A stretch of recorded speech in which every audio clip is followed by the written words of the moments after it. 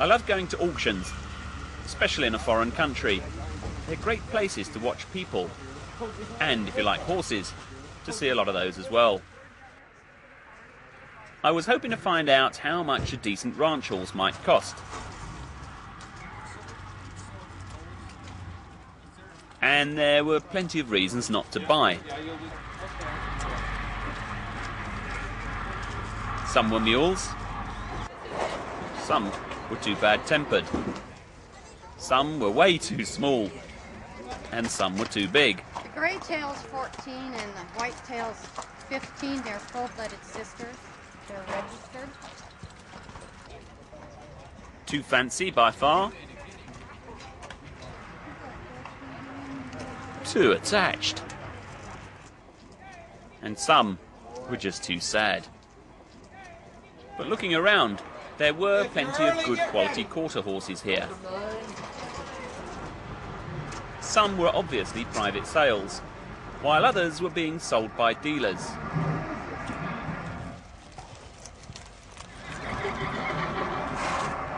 Well, the horses were interesting enough, but what about the people?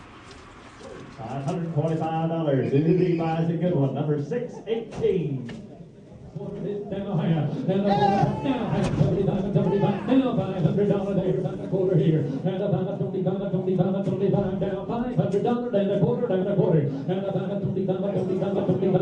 $25, starting out 400, give a quarter, oh, give a half on down, quarter now, higher, and a quarter, 25, dipping quarter, they got the quarter, dip down higher, and a quarter, now higher, 75, now $500 there, now $500 there, and a $500, give a 500, and a quarter, $500, and a quarter, $500, now half, give a 50, and a 555, now 600, and a $600, is that the same fella again?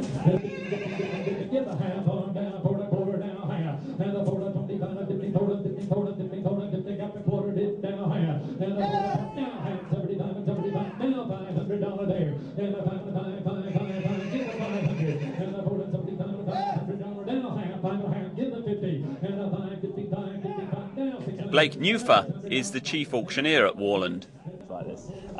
Most of your ranch horses are probably sold, private treaty, we call it in this country, and that's I go to the neighbor or to the guy down the street and sell him a horse. That's probably how most of them are sold in this country.